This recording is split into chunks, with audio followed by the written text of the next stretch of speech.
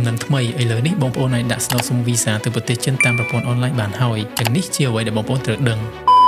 ចាប់ពីថ្ងៃទី30ខែមិថុនាឆ្នាំ2025នេះតទៅស្ថានទូតចិនប្រចាំកម្ពុជាបានដាក់ឲ្យប្រើប្រាស់នៅគេហទំព័រថ្មីនេះដើម្បីឲ្យប្រជាជនខ្មែរយើងស្នើសុំទិដ្ឋាការទៅប្រទេសចិនបានតាមប្រព័ន្ធអនឡាញអ្វីដែលបងប្អូនត្រូវធ្វើនោះគឺចូលទៅកាន់គេហទំព័រនេះរួចអានសេចក្តីណែនាំបង្កើតគណនីនិងបំពេញព័ត៌មានធ្វើដំណើរតាក់ទងនឹងចំណុចនេះដែរខ្ញុំrecommendឲ្យបងប្អូនដាក់ពាក្យស្នើសុំឲ្យបានមុន3ខែឬយ៉ាងតិច1ខែមុនថ្ងៃធ្វើដំណើរបន្ទាប់មកយើងត្រូវបំពេញទម្រង់បែបបទស្នើសុំទិដ្ឋាការនិងបង្ហោះលិខិតឆ្លងដែនរូបថតនិងឯកសារយោងចូលក្នុងប្រព័ន្ធហើយចុចពាក្យ submit នៅលើទំព័រ Pay ជាការស្រេចប៉ុន្តែដោយសារគេហទំព័រនេះពុំទាន់ទទួលការបង់ប្រាក់តាមអនឡាញបាននៅឡើយដូច្នេះយើងត្រូវទៅមជ្ឈមណ្ឌលដាក់ពាក្យស្នើសុំទិដ្ឋាការដើម្បីបង់ប្រាក់នៅពេលទទួលបានអ៊ីមែលបញ្ជាក់ថាការត្រួតពិនិត្យតាមប្រព័ន្ធអនឡាញត្រូវបានបញ្ចប់យើងអាចទៅមជ្ឈមណ្ឌលសេវាកម្មដាក់ពាក្យសុំទិដ្ឋាការបាននៅចន្លោះម៉ោង 9 ព្រឹកដល់ម៉ោង 3 ល្ងាចក្នុងថ្ងៃធ្វើការតែពុំចាំបាច់ធ្វើការណាត់ជួបនោះឡើយសម្រាប់ព័ត៌មានបន្ថែមសូមចូលទៅមើលនៅក្នុងគេហទំព័រខាងលើសរុបមកការដាក់ពាក្យស្នើសុំទិដ្ឋាការតាមប្រព័ន្ធអនឡាញនេះវាធ្វើយើងចំណេញពេលវេលាដោយពុំចាំបាច់ទៅធ្វើការដាក់ពាក្យស្នើសុំច្រើនដងនិងពុំចាំបាច់មានការ